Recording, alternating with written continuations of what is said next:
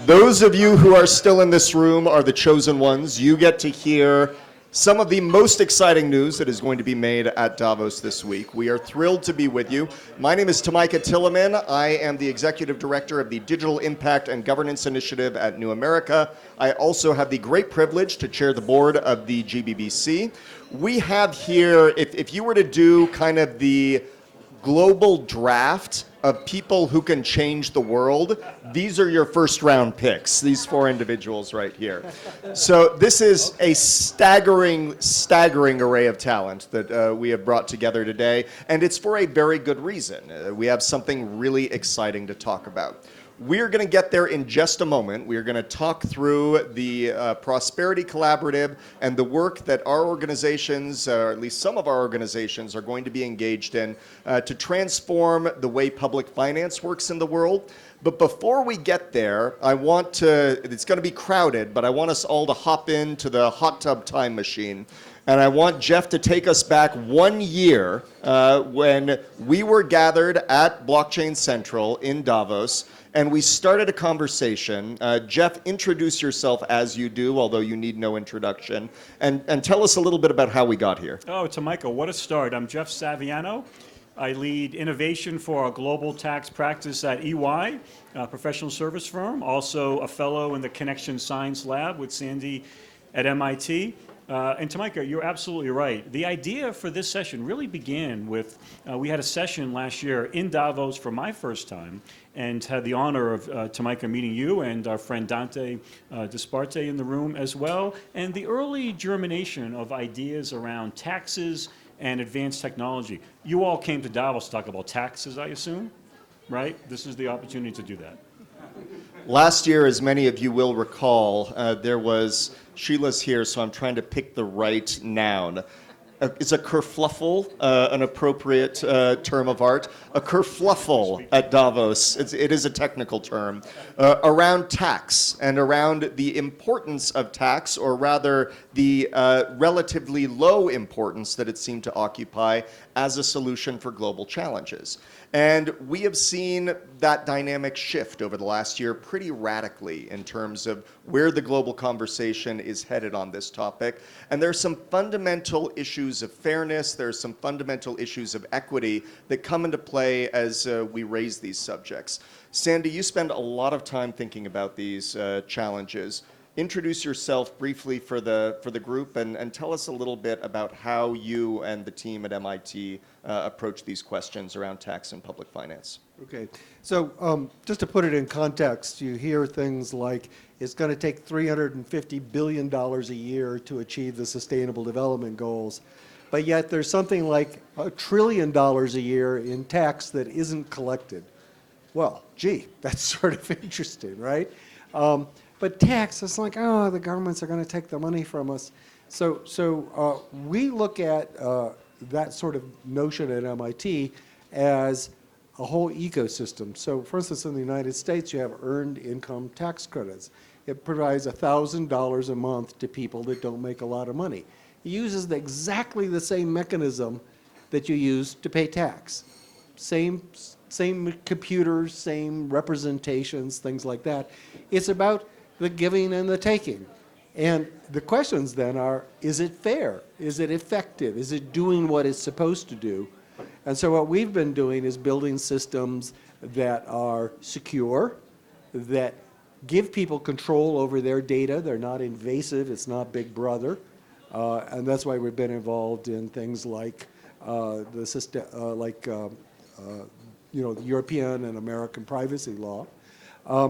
But also trying to look at fairness. So for instance, we've developed techniques for auditing payments, social payments, and we've been busy auditing all the systems in Latin America to make sure that the right people are getting payments from the government for subsistence support, as well as the people who are paying taxes, that it's the right people paying the taxes. So we're just trying to make government work, both sides of that equation. Sheila, I'm going to come to you in just a moment as our grand finale, but Sandra, help us understand how a coalition like this comes together, and help us understand, because I think it's incredibly powerful illustration of why platforms like Davos matter, why platforms like Blockchain Central matter. Tell us a little bit about the story and your aspirations as CEO of Blockchain Central when you start trying to connect the dots between people that want to solve big problems. So, the cynics who look at Davos and say, oh gosh, a bunch of elites getting together to talk about the world's problems, what could they possibly do, right? Well, actually, they can do a lot because bright minds, good hearts can do a lot of things. And a government, is what seems like a government problem, this tax evasion, tax collection issue, is not just a government problem.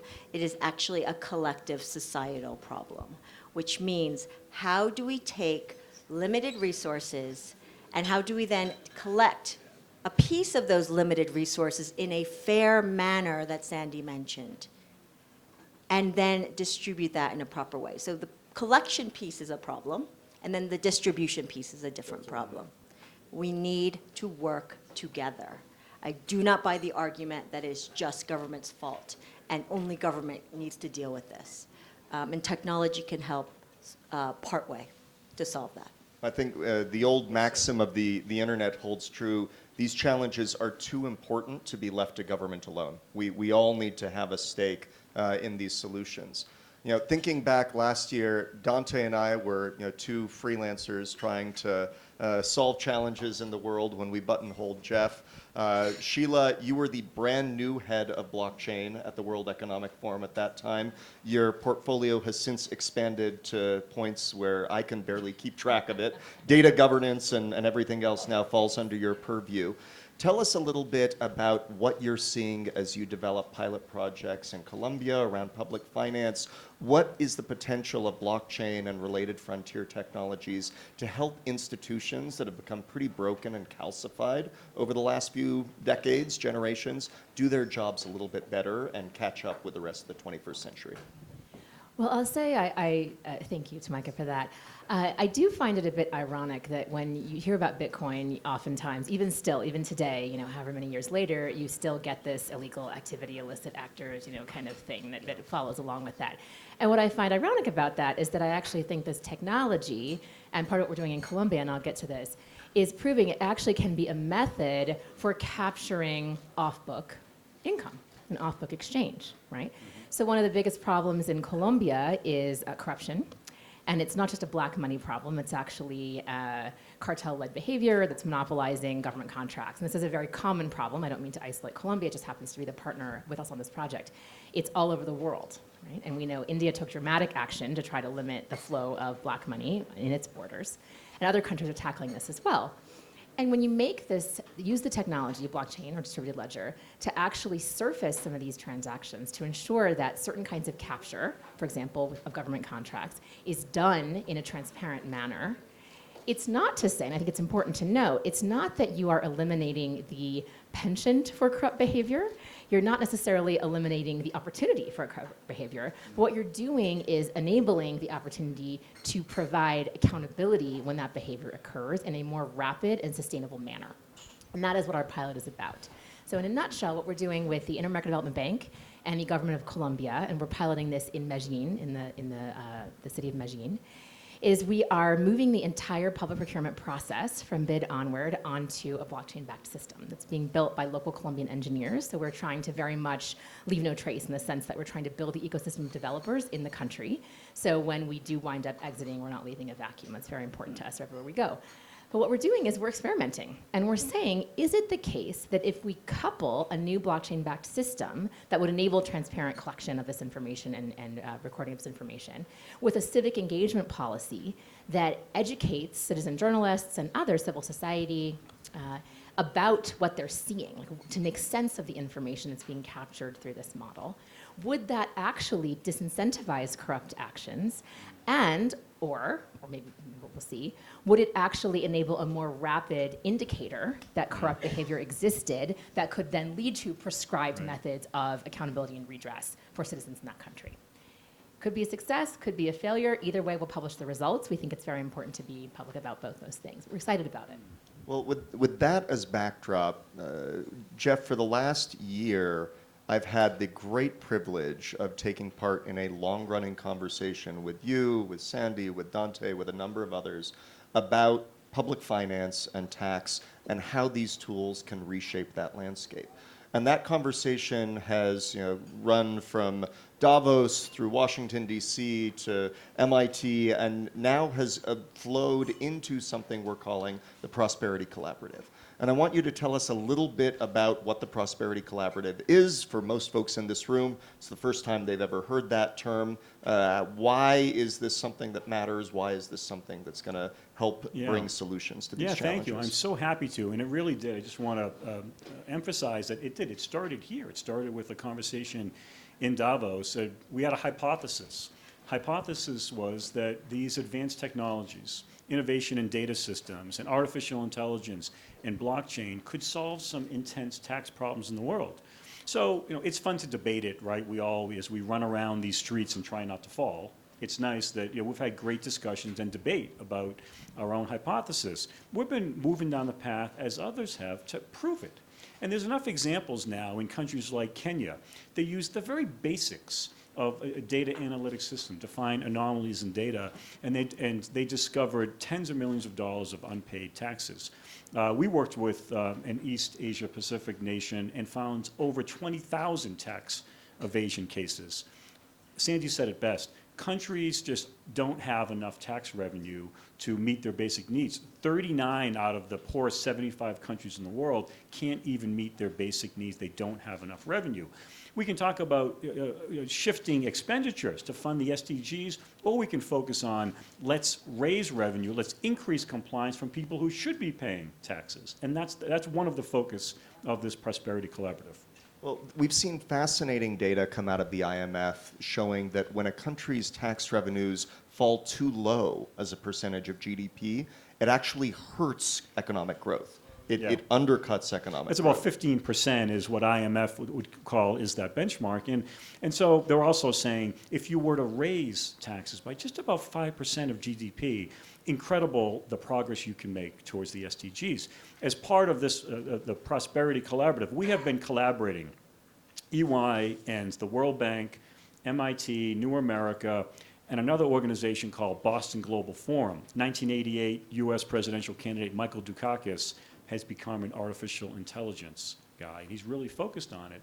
We believe that the five of us, the five parties, can really make inroads on solving some of these intense problems. Just imagine, and we really believe we could eradicate 1% of global tax fraud.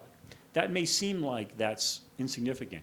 1% of global tax fraud is $31 billion of new capital that could come into the world. Just imagine, I imagine there are some people who are tracking how much it would take to fund certain of the SDGs. I'm guessing $30 billion would go a long way.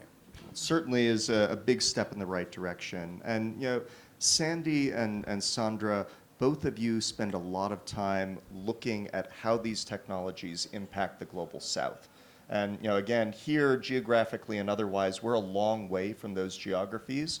But we were in a conversation at one point talking about a country that was trying desperately to address challenges around public revenue and taxation.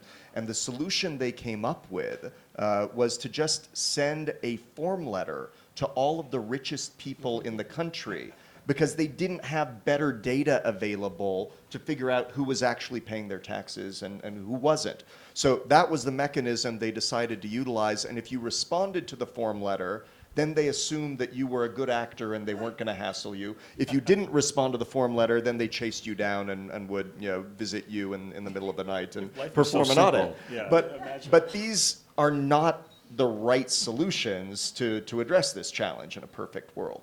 In the global South, how can these technologies make a difference, mindful of the fact that the infrastructure in many cases is not what it would be if folks had been able to apply some of these tools consistently throughout their growth story? Yeah, so I like to emphasize that these tools are about this whole sort of flow of resources and solving problems. So for instance, one of the things that we've focused on is looking at how these things are actually used against things that are sort of in-depth gold standards. For instance, in Colombia, we were able to go against their gold standard for conditional cash transfer. So payments are made to people that are sufficiently poor, who have young children, and so forth. And they go house to house for a small number of people to see if their rules are working. But they were unable to actually apply this in a way that was really fair and effective. And when we monitored we built tools for them to monitor their tax systems and their payment systems, we discovered that they were giving money to something like 1 million people that shouldn't get money and not giving benefits to 1 million people that should have gotten benefits. So it actually didn't cost them anything to change the rules, and we built AI systems to help them design new rules that were politically palatable, that were going to correct that basic unfairness, and now they're implementing it so that going forward, they're putting those scarce resources in the right places. We've also worked with another Global South country, not so focused on revenue inside, but revenue at the borders. So an awful lot of import-export is places where there's differential pricing. And some of that differential pricing has to do with, are you the nephew of the president or not? And so, for instance, an example of something we did is took all the import-export. I'm not, for the record. I Yeah, just wanted to state that. I'm not, All the tax not collectors in the either. room. We put all of the tariffs that were paid for all the import-export in a public place with who was in charge of that. And people very quickly noticed that, yeah, the president's relatives pay rather different taxes than the rest of us. And it led to an official kerfuffle, but it also raised the revenues quite a bit. Sandra, same question. How do we take these tools and apply them in Global South settings effectively? Yeah, so you would think Global South means just a developing country, but I'm going to give you an example of one where, Jamaica, we were in Australia. And one of the, thanks Michael Casey, he's holding up the Aussie. Michael was Aussie flexing flag. in the background. Yeah. I think Go it should be Australia. stated for the record.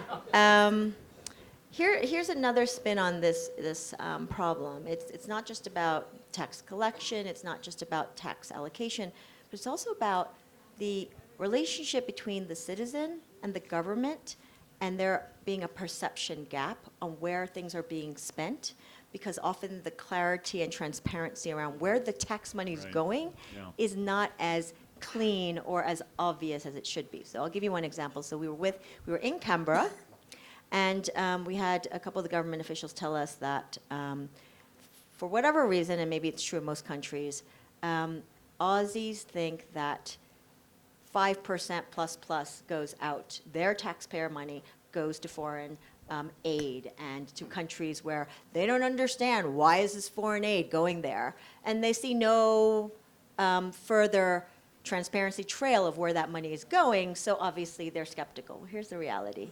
The actual percentage in Aussie dollars that's actually going out the door is a fraction of what people think. Yeah, it is. And what the government would like to do, and this is where the blockchain piece came in, is if there was a way to actually help with the reporting of expenditures of foreign aid on a blockchain. You don't have to believe us, the government. Here's public record. It would help close some of this perception reality gap. Yeah. So in the Prosperity Alliance, we've talked about 3 big objectives that we want to pursue together. The first is creating systems for capturing, gathering government revenue that are fair, efficient, transparent, make it easy to get resources into government in the way that they should go into government. The second is tracking those resources so that there's accountability around the use of those assets. And then the third is the storytelling piece. And this goes exactly to your point, Sandra. In the US, the statistic, which is so shocking, I shudder to mention it, Americans believe 30% of their tax revenues go to foreign aid. In reality, it's less than 1%. But at a moment when we are experiencing those types of gaps in perception, Sheila and Jeff, help us think through how we can repair trust and how we can use these technologies to provide citizens with a better appreciation of how their resources are being deployed in the world. So I think this is a huge problem, right? And this is something that I've been thinking about, as you know, for a very long time, as I know you have as well. is how do you counter this mythology, right? And this mythology that's often used deliberately or sparked without actual lying, but with implication by politicians to stoke other kinds of policies that have nothing to do with finance or spending or taxation, right? And I think that there's two things that I think need to be addressed. So one is this general erosion of trust in public institutions. Okay, so this is not just governments, it's not just companies to the extent that there used to be brand loyalty or brand belief. It's also journalism.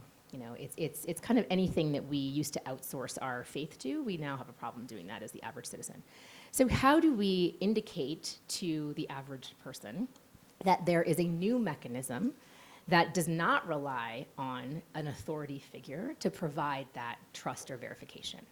And I think that's a huge education problem, and it really is, right?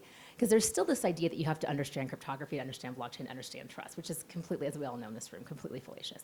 But how do you get around that basic education? It's part of what we're tackling in Colombia, is this idea that, yes, we're logging the bidding process for government contracts on a blockchain, fine, whatever, but what does that actually mean to the average person? They don't trust that any more than anything else. So at the end of the day, it is a system the government is technically operating, so how is it different from what's already happening? And so part of what we're wrestling with is really that education, that civic engagement education piece to explain what that new model of trust can look like, right? So that's sort of one pillar. The other thing I think is being mindful that what we're actually making transparent, and not assuming that transparency in and of itself or by itself is going to lead to increased accountability. If anything, our default assumption should be to be overly cautious and overly paranoid that at least for a period of time, that transparency will lead to exploitation. It'll lead to the creation of new business models and opportunities and business cases that will lead to certain kinds of arbitrage, right? That will just enable new players to game the system. And so we have to always be going into it. And I hate to be, the skeptic. Yeah. We have to always go into it with that mindset of how is this going to be exploited by those who are more sophisticated to take advantage of those who are less sophisticated. But I think if you're transparent, ironically, about that notion, about that orientation, it Yeah. actually helps go a long way towards building the trust. It really is a good way to put it, and it's like we talked about earlier, it is a much more nuanced problem than just sending out a form letter and hoping that it all goes away. We look at the countries that are really solving some of these problems, and they're raising tax dollars, they're segmenting the population. There are some people that there are bad people in the world. The bad people in the world aren't going to pay taxes when they should, but when they know somebody's watching, historically, it's been a very manual, analog system. You've got tax auditors, and frankly, if you look at the average age of a tax auditor in the world, it's really high because they're not attracting the next generation. There aren't enough millennials and Generation Zers who are waking up saying, I want to be a tax collector, I want to be an auditor. Like, this is what I've been dreaming There's of. no avocado toast available at the revenue There's, agencies in these countries. that is That's the the quota. core problem. But it is such a big problem that what the studies show is that if you know somebody's watching, and it doesn't have to be a person. We're finding that these AI, eyes in the sky, who are watching and finding anomalies in data, when that happens, the examples around the world show us that it's actually making a difference. Or don't just focus on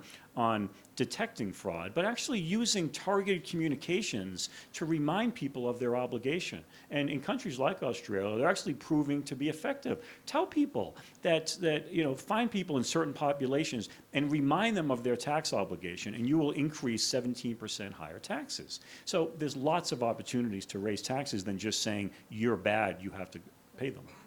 Taxes are really interesting. I'm going to ask for your help on this, Sandy, and then you can respond however you want as well. But they are, at some level, the purest distillation of the social compact between citizens and government. We hand over a big chunk of money, and we expect something in return for that. And it has to be grounded on trust, because if it's not grounded in trust, it's grounded in force. And that's not really a viable alternative, certainly in a democratic society. How do we get to the core of that? How do we excavate that? I know you're very focused on benefits and how you deal with the benefits side of this. Where do we bring these tools together to rebuild that social contract? Well, so I think there are two things that we tend to forget. So one is we tend to forget about people. We've tried to do these abstract systems that are very distant from people's lives. And so what I've been trying to do with many partners around the world is make community organizations own their own data.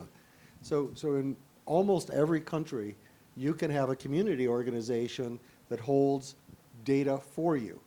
It's not owning your data. You still own your data, but you're doing it as a cooperative.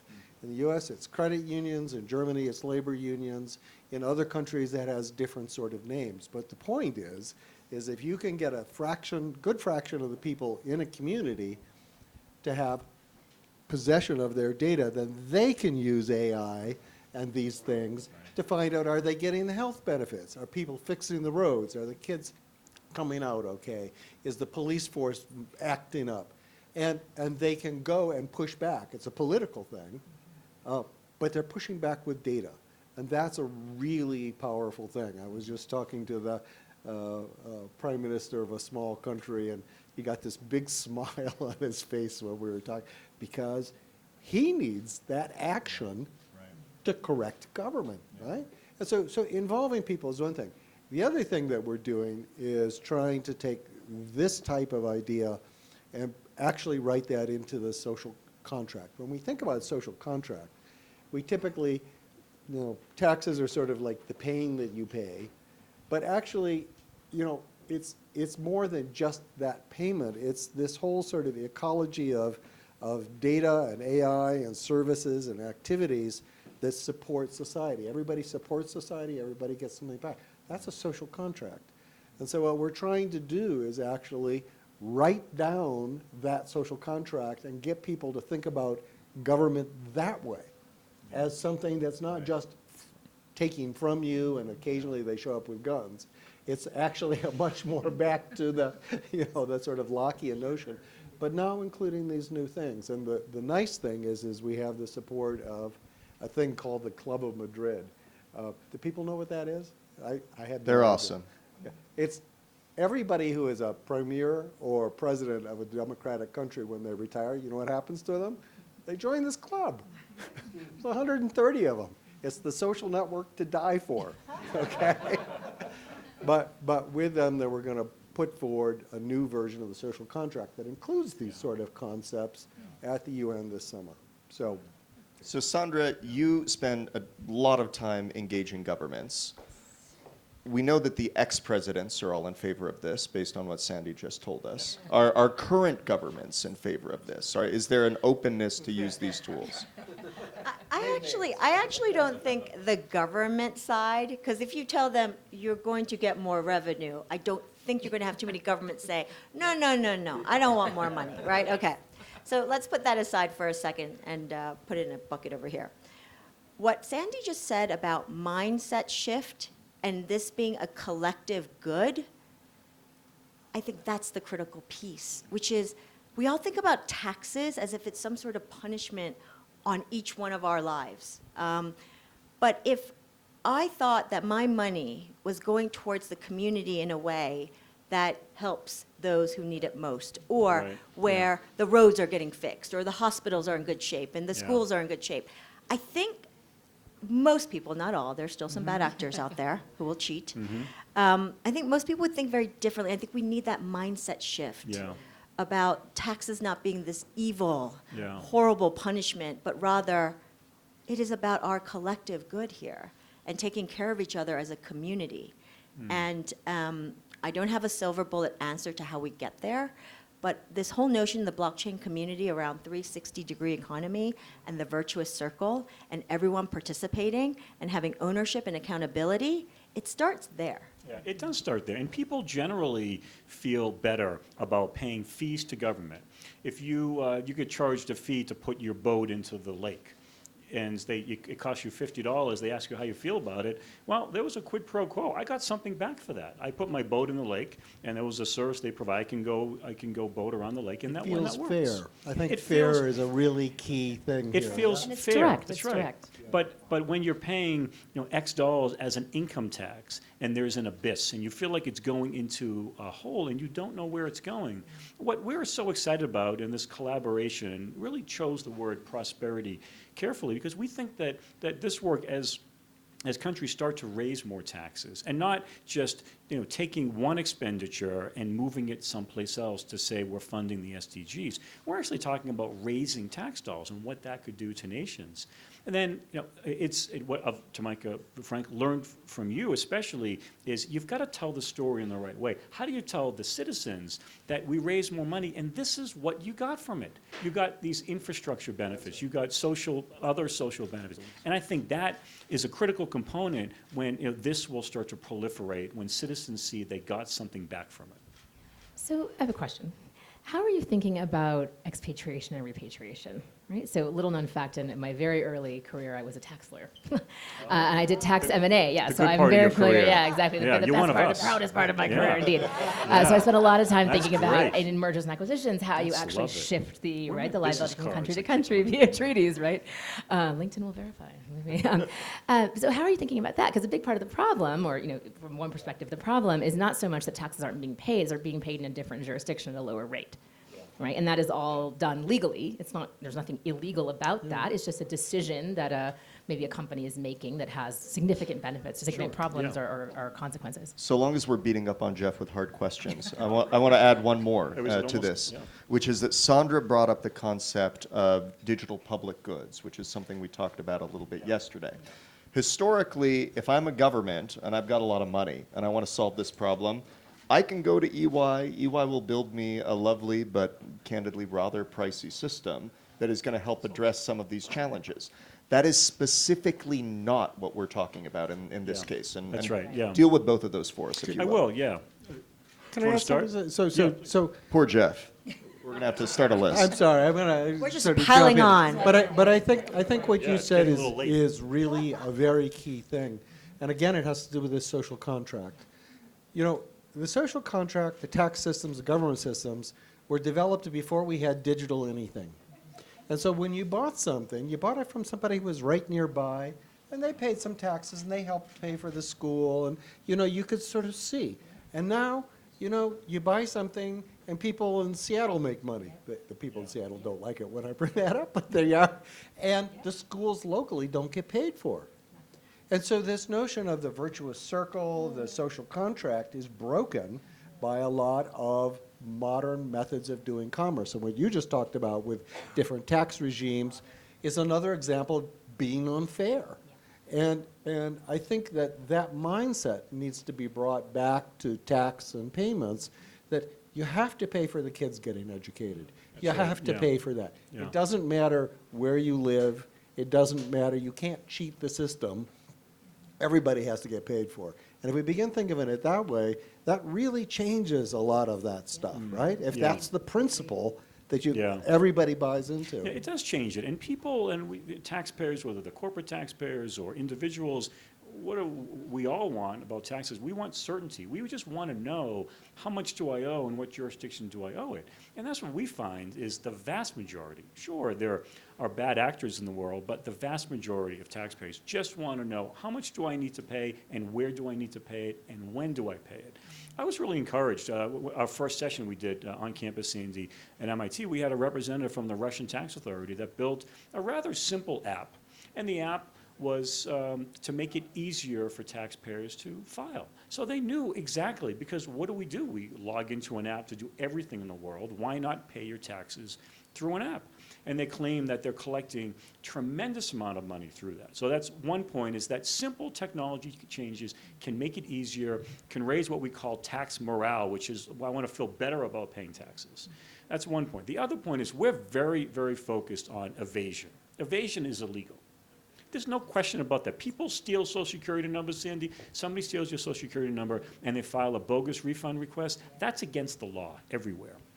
We're focused on, there is so much dollars that can be gained for the clear cases of criminal mischief and just against the law, that we feel like evasion is the place to focus. So I don't want to lose Sheila's question. Cross-border, help us with that if you can, because that's another really critical challenge. Yeah, I think it is an issue, and I go back to this question about certainty, that companies and individuals just want to know, how much do I owe and where do I have to pay it? And every country is a sovereign state. They have their own taxing laws. What I really appreciate is, for example, systems like the indirect tax system, whether it's customs duties or VAT. It's been evolving around the world. We have model laws that I think it's easier for individuals and companies to comply. And I think that we're hoping with some of the changes around the world that we have greater certainty so people understand how much do I really owe and where do I owe it. I think that's the biggest benefit we can provide, is to provide greater transparency of what those taxing laws are. I think that's a critical next step. So Sheila, I'm going to put you on the spot here, in You're part good at that, by the because way. you're wearing superhero shoes, and so I assume you are equipped to answer really tough questions. I have the great privilege of serving on the WEF's Blockchain Council, and it's been a phenomenal experience. We were sitting in Dubai a little while ago, having a discussion around a number of issues attendant to these subjects. And I was in consultations with the Agile Governance Council of the WEF, and talking about how between tax evasion and malfeasance, corruption, if you were to solve those two problems, you finance the entirety of the SDGs. It's kind of game over, we can all go home, we're done. You know, everything from climate change to extreme poverty. And one of the women in the Agile Governance Task Force turned to me and she said, what are we doing not solving those problems? Those should be the only problems that we're focused on solving. So the reason I'm putting you on the spot now is, how are you and WEF going to help us solve these problems? Because these are really important problems. Yeah. You're the superhero. As a As a superhero, superhero, my cape yes. comes on, yeah. It's a great question, and I think it's a really good point. There's a lot of attention, I think, paid to certain company X I won't name, who moved operations to Ireland to pay taxes there, and there was this big kerfluffle around, to use your term, around idea like, who you're why is talking that? about. No idea what we're talking about, right? And we do spend a lot of media attention and time on those kinds of mechanisms, which again are actually legal. They're in accordance with treaties. And if there is an issue there, which I personally think there is a method of redress and addressing those kinds of concerns. We don't spend nearly enough time, although we spend some time trashing Bitcoin for being, again, a legal activity. We don't spend nearly enough time on the tax evaders, on the corrupt actors, on the malfeasance. So the forum has a couple of different initiatives that are actually focused on this, and I will have to draw the threads myself to the Agile Governance, because it's news to me that this was actually a hot topic there. We have something we call the Partnership Against Corruption Initiative, PACI, and that is 100 signatories so far, and we're every day increasing. We are piloting in South Africa various mechanisms, including what we're doing in Colombia, which we may extend into South Africa and other jurisdictions. How do we use not just technology, but policy to actually capture and corral corruption, and to actually increase, because once we can spot it, then we can decide how to fine it, how to make it punitive, right? So not only can we reduce, as you were saying, disincentivize it, Right. we can also make it really, really expensive, but you have to root it out first. So we are focusing on that kind of root cause question, right? Separately from that, I think there is activity happening behind the scenes with some of our geopolitical engagement, thinking about fairness and this mindset shift around not just taxes, but also how we think about citizen engagement. What is the actual compact that a democratically elected government, we're assuming, it actually should be required to engage in with its citizens? Like, what fundamentally have we moved as an entire society, as a global society, to a different place? And if so, what does that mean? What are the consequences of that in very real-world terms? Separately from that, I think we have a number of initiatives focusing on not what we call the political poor, but the actual poor. Right? And there's, I think, an important distinction to be drawn there between the political poor, who have some access to government services, et cetera, and the true base of the pyramid, bottom of the pyramid poor, who are almost invisible to most actors in society. And we're trying to basically make more visible the state of affairs that's actually the reality for those people, and make that something that governments feel more accountability towards. So we're going to go to the audience with questions in just a moment. But before we do, Sandra, I want to ask you, if I had to define this community, the GBBC community, more than being united by all of those things, more than being united by technology, more than being united by protocols or anything of that sort, this is a community of people that really like solving problems. And that is the one common denominator that I have encountered with every single person who I've met this year, and frankly, every single person who I've met every year under the auspices of the Global Blockchain Business Council. Is this a problem worth solving? And again, as the organization that gave rise to this, what more can the council do to help focus attention on these types of challenges? So I think, first of all, it's not about blockchain that brings all of us together, really. I think it ultimately is the underlying reason, which is it's around improving trust networks. It's around connecting, I know it sounds like a bit of an oxymoron, digitally connecting people in a way that helps us to fix some of the broken systems that we just talked about here. And in this instance, we're talking about tax. But let's face it, there's just a whole bunch of stuff out there that needs fixing. I think we're all in this room because we're highly motivated, intelligent, bright minds, and I said earlier, also good hearts, because we frankly think it's unfair what's going on, and life is not fair. I don't think any of us are naive about that. But we need to help level set the opportunity set. So if people want to go for it, they at least have an opportunity set that is reasonable and just. And I think a lot of us feel injustice for others, for ourselves, whatever the situation might be. And it's everything from climate change to the way our governments behave to basically our daily, lives, whatever that may be that's closest to our heart. It's a good way to say it, too, and just one point about that it's not as though that we have to guess, and it's not as though that we want to launch a proof of concept to see, can an AI system raise more taxes? We know that it can. We can give you 10 examples of countries that have done it and raised substantial dollars through it. Or we can give examples of the Republic of Georgia and Estonia using blockchain for their VAT system, or how the Australians have a fairly complex way that they communicate with taxpayers that's AI-driven. And those are all effective. In some sense, this is a practical question of scale and execution, and how do you take known success stories? We know how to solve this problem. It's not as though we have to guess. It's how do we take it to 150 countries? And that's what this prosperity collaboration is all about. It's harnessing energy in rooms like this, frankly. And the actors of it'll take no one institution, as much as I love our firm and the institutions represented through this collaboration that we've been engaged in, this really does take a village. And I'm so motivated by the fact that we see these real cases, and it's about how do we extrapolate that and extend it around the world. That's what gets us so excited about it. So with that as a backdrop, we're going to turn to your questions. We're going to collect 2 or 3, and then we will come back to the panel for answers. Please. Maybe I just shut off. That's great. So first of all, thank you very much to the panel. Lots of great ideas.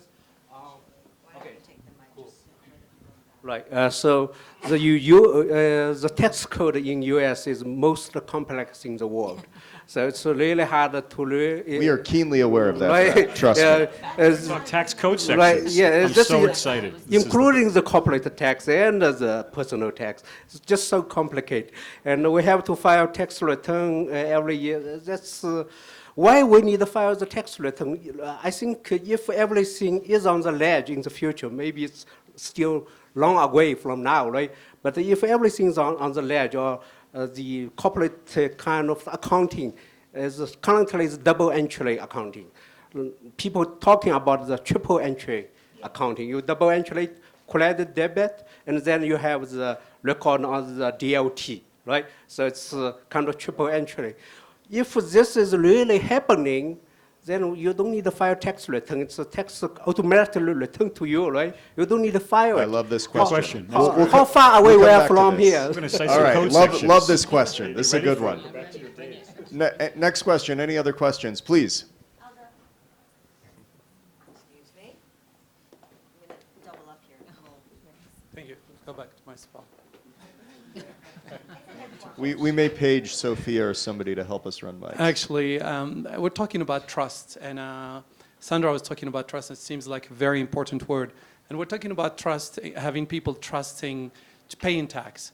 But I think one of the problems that we're facing, I'm a journalist, and I am a director of strategy for Storm. And one of the things, by traveling around the world, I realized that trust that people don't have is trust with their government. And even more complicated, the relationship between people and their government is even complex because every country, their non-trust is different from another country. If you take Greece, or take France, or take Italy, or go to Zimbabwe or So it's really complicated. So how is the digital have a possibility to install or to bring some trust between government and people, because that's where the money will come. I want to add one little codicil to that because it's a really critical question. Yesterday, Edelman released their trust barometer, and I'm sure many of you are familiar with that global survey. It's been going on for a long time.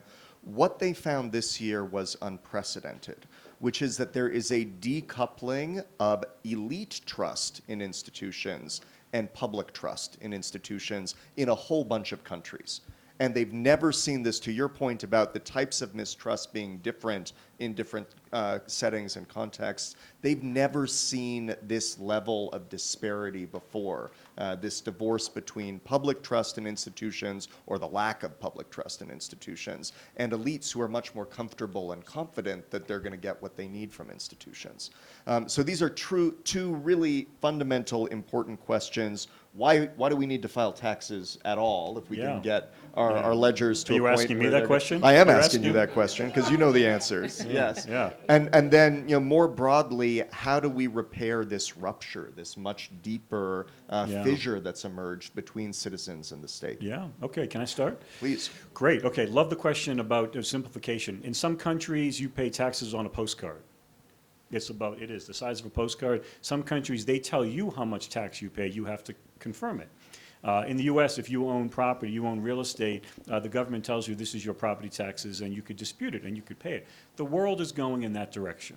In Brazil, the government has the authority to come into your balance sheet and come into your income statement and look around and pull out how much they think the tax is, and you can dispute it. So I hope that the world is going towards greater simplicity. The problem that we have is that for every exemption, who owns a home, and if you own a home, I'll bet you get a tax benefit in your country. Well, that just made the tax code more complicated. Okay, you got a deduction for how much taxes you paid locally against your national taxes.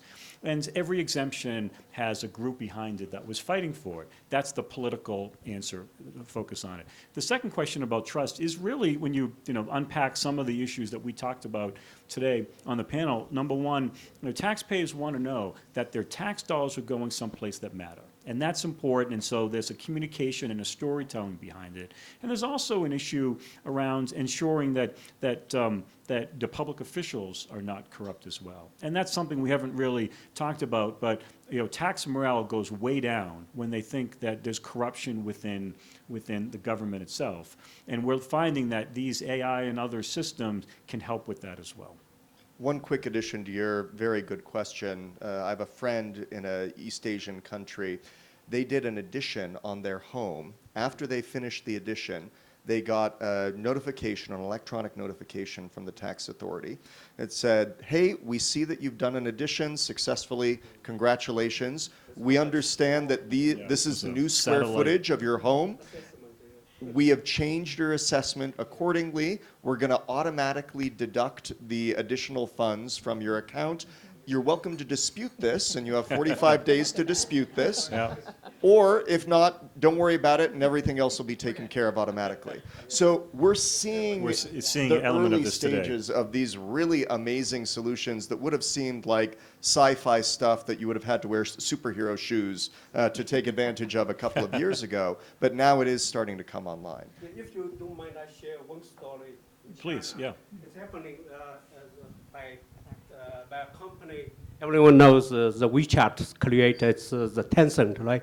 They actually kind of collaborate with tax authority, different transportation system, and trying to create a invoice and a receipt.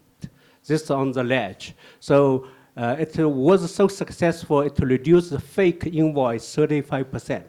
So that's happening actually.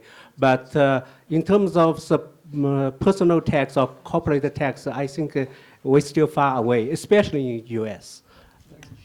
So, 2 points. One is I am a bit of a cynic about this, and I tend to think that some of the reason things aren't more simple with filing. So there's one great example, I think, in the U.S. of the 990 form, right? So if you're a certain kind of nonprofit organization, you now file your compliance form. It's a postcard. You check a couple boxes. This used to be like a 50-page form for everyone, and now they said, hey, a certain subset of you, that's ridiculous. Just file this postcard. We're good to go. So there are cases where I think we are seeing a quick and pretty rapid move to that kind of simplicity. Yeah.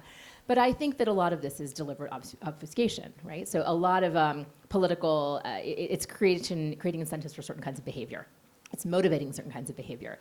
U.S. policy really promotes homeownership, right? There's a public policy, a decision that politicians have made that is an important thing to have in the United States, and the tax code is in fact structured in such a way that it gives you these kinds of exemptions and other things that make it more likely for you to kind of engage in that behavior versus being a perennial renter, right? There are a million other far less innocuous examples of that kind of behavior structuring that's happening via the tax code that nobody has an interest, nobody who's in the position of power has an interest in surfacing. Okay, so I'm a bit of a cynic about that. Secondly, I live in California, and if there's one thing you probably know about California, it is that we are experimenting, apparently, with pure democracy in a very meaningful way. Because every election, there meaningful are 20,000, is a nice choice of yes, adjectives. I'm being very careful with my words. There are about 20,000 ballot measures on my ballot, and I have to vote on every single one of them, yes or no. Yeah. And I have Direct come to democracy. direct democracy. We are certainly experimenting with The it. And a nation's lot of founded on them that. are about creating this direct Sure. connection between a fundraise, a bond raise, or whatever it might be, debt, whatever, and the allocation of that money to something very specific. Okay. Now, there was a point in time when I was a fan of this. I thought, oh, it's that link we're talking about. I know what's being funded. I voted for it. Great. The inflexibility it's actually resulted in certain jurisdictions and municipalities in the state of California is deeply problematic. And what they're now realizing, it's directly related to the homelessness crisis that we're having in California because you can't move funds out of that bucket. So I think there is this kind of caution as well around that direct linking of revenue to spend, right, that could come as a result of this kind What of thing. started as a check and balance in many states in the U.S. and around the world, this notion of direct democracy, sometimes legislatures may not get it right. And so to having that check and balance, there's many examples of legislatures voting down unanimously changes to the tax code, and a very spirited individual or an organization will get it on the ballot. Sometimes, my own belief, you've got to take it to the people. These are our taxes. Why can't we voice that directly? I think that that natural check and balance has been it can go one way or the other. We've got 2 minutes left. I want to go down the line and ask everybody one last lightning roundish question, which is 1 year ago, we had a series of very rough conversations about what this problem was and ways in which we could envision solutions. In that year, we've done a lot of concrete stuff, and we're actually a lot closer to a solution now than we were 365 days ago. So my question for each of you is, what is your wish when we come together 365 days from this point? What do we need to have accomplished that we're all collectively going to work on together to move the ball on this challenge? Sandra, I'm going to pick on you to start, if that's okay. Sure. I would like to close the gap on the perception versus reality by better reporting mechanisms by municipalities. Municipalities in the U.S. in particular, I'm just going to pick on them just for now. There's over 44,000 different municipalities, and I learned this latest statistic that was just shocking.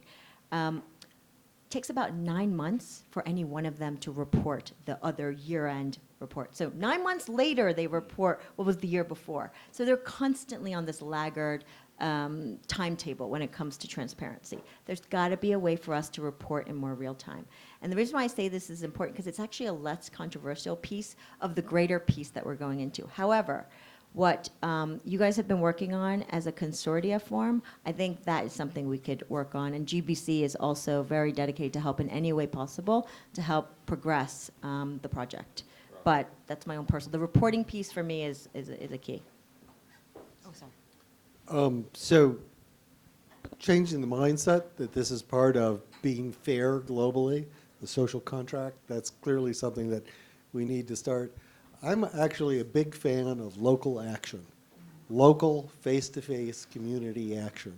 And rather than giving individual tools, or having concentrated data. I would prefer that things happen on the local level first, and then we concentrate it, because communities are different.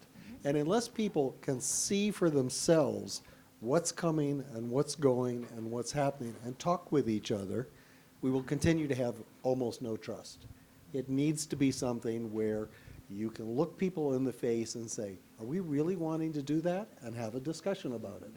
And you see that in some parts of the world, but it's disappearing. Yep. And it's this urge to make everything efficient and digital that is actually going in the wrong direction for that. And I think that my personal thing is trying to stand up a few of those and show that it's kick-ass. Excuse me. But Sheila. I would love to see increasing attempts, this is already happening, but hopefully one hit out of the park success on leveling the playing field using technology, probably blockchain, to address the information asymmetry that enables and engenders corruption and this kind of evasive activity. So I would love to see a focus on citizen empowerment and making that something that we could actually harness as a very, very powerful tool to combat corruption. Jeff, bring us home. Excellent. I don't think that the smartest AI and blockchain scientists in the world have been focused on taxes. I don't think that that's been happening. And I think that we now have an opportunity. Really believe in it. I believe in the taxing systems are the most important in the world. And so that asymmetry really causes issues. And if I had one is to bridge that gap. We need more of that talent. Sandy said it very well. These are not technology issues. These are people issues. And we need that concentration of talent to focus on these systems that are so powerful and can solve so many problems. The Supreme Court Justice Oliver Wendell Holmes once wrote that taxes are the price we pay for living in a civilized society. And at a moment when the veneer of that civilization is wearing pretty thin, this seems like an investment that we should all take very seriously. So we look forward to working with each of you up here and all of you in this room to tackle this challenge in the year ahead, and look forward to another amazing year of collaboration. Let's do it. Thank you. Well said. Excellent. Thank you.